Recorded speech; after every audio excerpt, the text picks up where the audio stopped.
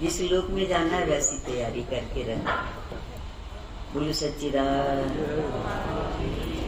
और जैसे ट्रेन होती है ना, तो कई ट्रेनें चलती है, कोई उत्तर की ओर, कोई दक्षिण की ओर, कोई पश्चिम की ओर, कोई पूरब की ओर जाती रहती है। तो जहाँ पहुँचना हो उस ट्रेन में बैठना चाहिए और फिर वैसा ही सफ़र करते रहेंगे, उसी में बैठे रहेंगे तो उस मंजिल पर पहुँच जाओगे।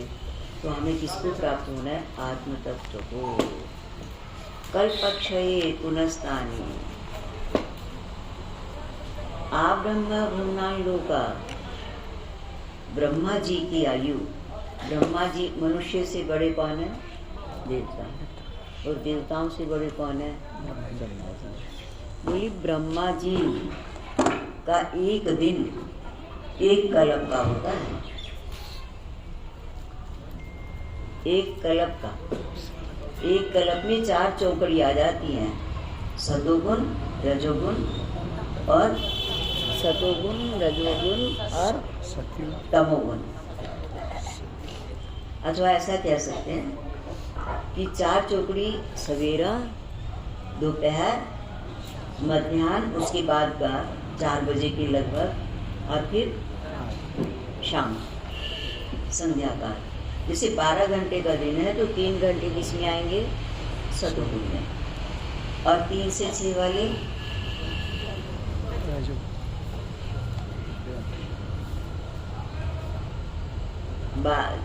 मान लिया 6 से 6 बजे तक का दिन है, तो 4 हिस्सों में इसको बांट दिया जाएगा। तो सतयुग कौन सा होगा? पहला, 6 से 9। सतयुग की बात फिर त्रेता, 9 से 12 तक त्रेता, और 12 से 3 तक द्वापर, और 3 से 6 तक कल। इसी तरह से ब्रह्मा जी की भी आयु कल्प के भी 4 हिस्से हो जाते हैं। तो उनकी सतयुग, द्वापर, सतयुग, त्रेता, द्वापर, कलयुग ब्रह्मा जी की आयु के। तो जो शाम का समय होता है ना, 3 से 6 का, फिर उसके बाद तो रात हो जाती है। जितनी बड़ी रात होती है उतना ही बड़ा दिन होता है ब्रह्मा जी का। और रात में विश्राम किया जाता है, काम नहीं होता। तो ब्रह्मा जी भी जितना जागते हैं उतना ही सोते हैं। उनकी जितनी बड़ा दिन है उतनी ही बड़ी रात है। तो देखो, कोई ब्रह्म लोक को भी प्राप्त हो जाए फिर भी उसका जन्म मरण तो ना मिटा, आवागमन नहीं मिटता, अज्ञान नहीं मिटता। 2 तरह का ज्ञान होता है कि देवताओं की पूजा कैसे करनी चाहिए। गणेश जी की पूजा करनी हो तो दूर्वा चढ़ाना चाहिए, वस्त्र इत्यादि चढ़ाना है, मीठा चढ़ाना है तो लड्डू का उनको पसंद है तो लड्डू चढ़ाना चाहिए। मैया जी की पूजा करनी है, उनकी पोशाक वगैरह है, उनके लिए वस्त्र दूसरी तरह के आएंगे, लाल रंग के आएंगे, गणेश जी के पीले होंगे, अथवा उनके लिए हलवे का प्रसाद बनेगा। तो देवताओं की पूजा के लिए जैसी जैसा उनका स्वरूप है उस तरह की उनकी पूजाएँ होती रहती है, करनी चाहिए, तभी वो उस लोक में जाएंगे। तो जो देवताओं को पूजते हैं वो देवताओं के लोक में जाते हैं, जो ब्रह्मा जी को पूजते हैं वो ब्रह्म लोक को जाते हैं। देवताओं की आयु एक कल्प की होती है, सिर्फ एक कल्प। हाँ, और देवताओं का दिन 1 वर्ष का माना जाता है। सम्मत बदलता है ना, जैसे हमारा सोमवार के बाद मंगल, मंगल के बाद बुध, बुध के बाद वीर, वीर के बाद शुक्र आता है, ऐसे बदलता है। तो देवताओं का क्या दिन होता है? सम्मत। एक दिन, 6 महीने की रात, 6 महीने का दिन, परंतु सोते देवता 4 महीने ही है। आषाढ़ की एकादशी को सोते हैं और कार्तिक एकादशी को उठ जाते, देव उठानी को उठ जाते। बोलो सच्चिदानंद। और हम लोगों का दिन 24 घंटे का ही होता है ना। तो अब उम्र देख लो, इतने दिन तक मनुष्यों की उम्र 24 घंटे, दिन 24 घंटे का है, तो उस हिसाब से 100 वर्षों की उम्र मानी जाती है। और देवताओं की 1 कल्प की, और ब्रह्मा जी की 1 कल्प का दिन। 100 कल्प की आयु होती है ब्रह्मा जी की। इतनी लंबी आयु, इतनी लंबी आयु, पर फिर भी उनको जन्म और मरण में तो आना ही पड़ेगा। कौन आएगा, जीवात्मा या शरीर? जीवात्मा। जीवात्मा शरीर धारण करके।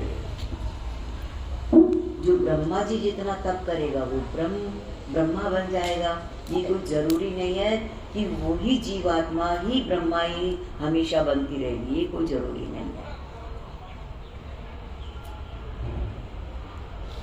जो ब्रह्मा को प्राप्त होने के लिए, ब्रह्मा बनने के लिए उनको ब्रह्मा जितना तप करना पड़ेगा। जो इंद्र बनना चाहता है वो इंद्र जितना तप करना पड़ेगा। जो मनुष्य बनना चाहता है उसको मनुष्य जैसा तप करना पड़ेगा। और जो प्रभु को प्राप्त करना चाहता है उसको आत्मचिंतन करना पड़ेगा। ब्रह्मा की कोई आयु, नारायण की कोई आयु नहीं। वो विश्राम करते हैं। जब ब्रह्मा 100 ब्रह्मा जब पैदा हो जाते हैं, और 100 ब्रह्मा जब जितने दिनों में पैदा होते हैं, जैसे ब्रह्मा की जो आयु है वो 1 दिन सोते हैं, तो 1 दिन उनका कितना है, 100 कल्प का ब्रह्मा जी का। इतनी दीर्घ आयु, इतना घोर तप उनको करना पड़ता है, इतना घोर तप, पर फिर भी वो आवागमन के चक्कर से मुक्त नहीं होते। आवागमन से अगर मुक्त होना है, जन्म मृत्यु जरा व्याधि से अगर बचना चाहते हैं, तो हमें आत्मस्वरूप का चिंतन करना होगा। और आत्मस्वरूप क्या है? आत्मा क्या है? सद है, चिद है और आनंद है।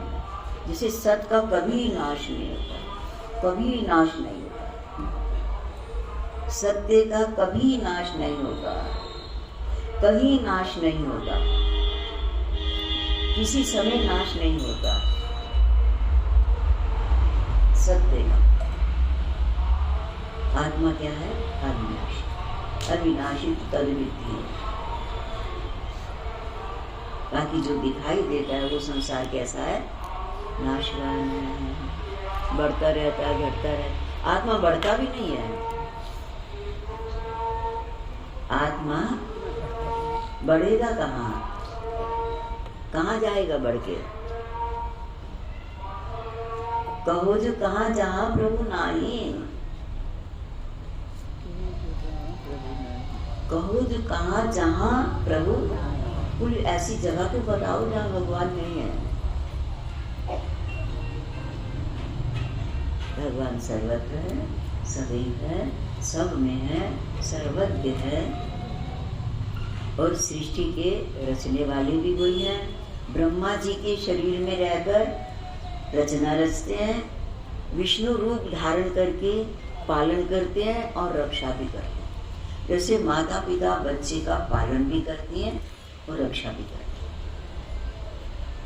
इसलिए भगवान नारायण का जो स्वरूप है वो विष्णु रूप जो है, विष्णु जी के अवतार होते भी रहते हैं रक्षा करने के लिए, सृष्टि की रक्षा करने के लिए नाना तरह के वेश बना बना करके अवतार लेते रहते हैं नारायण, और शंकर रूप से समेटते भी रहते हैं।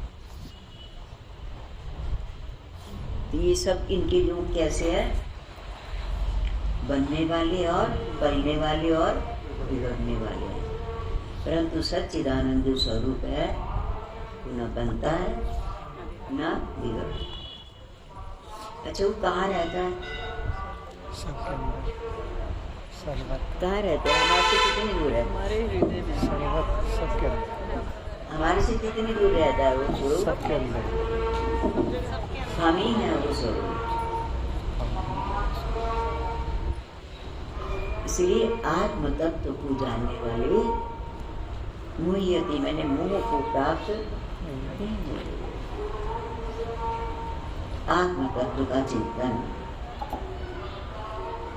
ओम सच्चिदानंद भगवान श्री कृष्णाय नमः। सच्चिदानंद, बस उनके आगे कुछ भी लगा दो। हम चिंतन किसका कर रहे हैं? सच्चिदानंद का, जो सद है, चिद है और ज्ञान में। सच्चिदानंद रूपाय जगदंकुर हेतवे सदोदिताय पूर्णाय नमो अनंताय विष्णवे। सच्चिदानंद रूपाय विश्वोत्पत्त्यादि हेतवे तापत्रय विनाशाय श्री कृष्णाय वयं नमः। भगवान ने, कृष्ण ने अपना रूप क्या बताया? सच्चिदानंद रूपाय जगदंकुर हेतवे। बोले जगत को क्यों अंकुरित किया? अंकुरित मैंने क्यों बनाया, क्यों पैदा किया? तापत्रय विनाशाय। 3 तरह के ताप है, दैहिक, दैविक और भौतिक। तापत्रय, और ये दुष्कर्मों का ही फल होता है। तन से, मन से और धन से ही दुष्कर्म किए जाते हैं। और उसका फल क्या है? 3 तरह का पाप। ताप, ताप मैंने दुख, कलेश। तापत्रय विनाशाय, आत्मस्वरूप के दुखी कौन होते हैं? आत्मा। दुखी कौन होता है? सच्चिदानंद स्वरूप। दुखी कौन होता है? सच्चिदानंद स्वरूप। हम कौन है? सच्चिदानंद स्वरूप है। सच्चिदानंद स्वरूप देही को धारण करके और अपने आप को भूल करके भ्रमित होता रहता है और दुखी होता रहता है और मुकाबला करता रहता है। वो मेरे से ज्यादा है और मैं उससे कम, जबकि वो उसमें भी मैं ही हूँ। जिससे हम मुकाबला कर रहे हैं, जिससे द्वेष कर रहे हैं, अथवा जिससे ईर्ष्या कर रहे हैं, जिसकी आकांक्षा कर रहे हैं, वो वही हूँ। मैं भी वही हूँ, मैं उससे जुदा नहीं हूँ, परंतु नहीं जानते। जिसे एक हाथ दूसरे हाथ को पीटे, थप्पड़ मारे, हाथ गाल को थप्पड़ मारे, तो किसको लग रहा थप्पड़? नाम उसका गाल है, उसमें हाथ में भी वही रह रहा है और गाल में भी वही है। वो चोट किसको लग रही है? अपने आप। किसको लग रही है? वो गाल को चोट। गाल दुखी होती है क्या? गाल दुखी नहीं होती, हाथ दुखी नहीं होता। गाल में रहने वाला दुखी और सुखी होता है। और वो गाल में भी वही है और हाथ में भी वही है। इसलिए का नहीं को काहू सुख दुख कर दाता, निज कृत कर्म भोग सुधाता। तो हमें आत्मचिंतन करना है। 2 शुक्र मार्ग और कृष्ण मार्ग भगवान ने बताया, 8वें में अभी आपने पाठ किया है। तो उन दोनों मार्गों में कोई योगी मोहियति कश्चन, योगी मोहित नहीं होते। शुक्र मार्ग कौन सा है? जो, चलो उसको ना करें। देवताओं से देवताओं के रूप में, देवताओं से देवताओं के रूप में, देवताओं से देवताओं के रूप में जाने का नाम क्या है?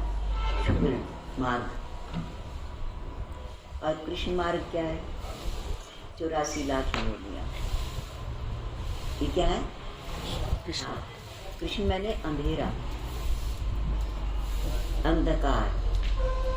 जो अंधकार में, मोह में फंसे हैं और दुष्कर्म करते रहते हैं, तन से भी, मन से भी और धन से भी। वो नीचे के 7 लोकों में चले जाते हैं, और जो तन से भी अच्छा करते हैं, मन से भी अच्छा करते हैं और धन से भी अच्छा करते हैं, परंतु तन धन की वृद्धि के लिए ही तन मन धन से अच्छा करते हैं।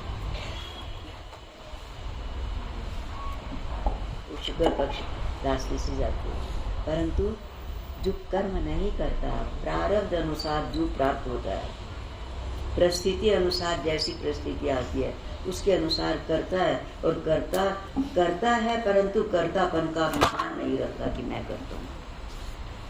प्रभु करवा रहे, प्रभु ने किया है, बुरा करता नहीं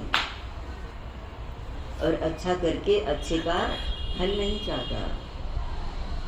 ठीक है, कोई बीमार हो गया, उसका इलाज हमने किया है, हमारा फर्ज है, हम उसके रिश्तेदार हैं, संबंधी है, उनके साथ खाए खेले हैं, इलाज किया, ठीक हो गया, प्रभु का धन्यवाद करता है। और ठीक ना हो सका तो मान लिया प्राणांत हो गया तो दुख नहीं मानते, बोले हमने अपना फर्ज पूरा कर दिया।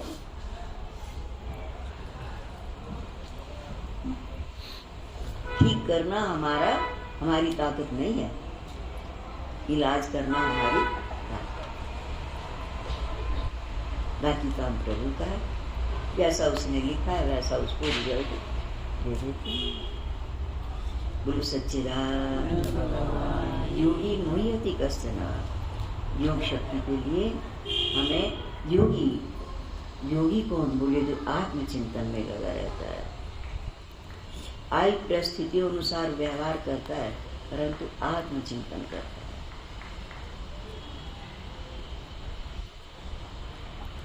ओम सच्चिदानंद भगवान श्री कृष्णाय नमः। ओम सच्चिदानंद भगवान श्री कृष्णाय नमः। ओम सच्चिदानंद भगवान श्री कृष्णाय नमः। ओम सच्चिदानंद भगवान श्री कृष्णाय नमः। भगवान से भी कुछ नहीं मांगता ही नहीं। भगवान परेशान हो जाते हैं ऐसे बच्चों से, बार बार कहते मांगो, कुछ तो मांग लो। हमारा आना निष्फल नहीं होता जब प्रभु कोई रूप बना करके, जिस रूप का वो चिंतन करते हैं, प्रभु को जिस रूप में चाहते हैं, तो उसी रूप में भगवान प्रकट होकर के फिर कहते हैं कि बेटा कुछ तो मांग लो। अब कछु नाथना चाहिए मोरे, दीन दयाल अनुग्रह तोरे। हे दीन दयाल, मैं नहीं जानता मुझे क्या मांगना चाहिए, मेरे हित में क्या होगा, मेरे भजन में जो विघन ना डाले मुझे वो दे दो।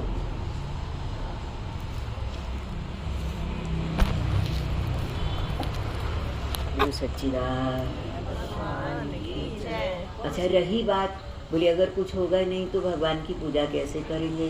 भगवान ने कहा कोई जरूरत नहीं है पूजा के लिए। पूजा के लिए तुम व्यवहार में फंसोगे और गलत काम करोगे, बोले कोई जरूरत नहीं है। एक पत्ता चढ़ा दो, पत्रम, बोले कोई पत्ता, फिर भी पत्तों में भी जरा श्रेष्ठ पत्ता चढ़ा दो, ज्यादा ही अगर इच्छा है तो बोली कौन सा? बोले तुलसी का चढ़ा दो, बेल पत्ते का चढ़ा दो। बंसा हो गया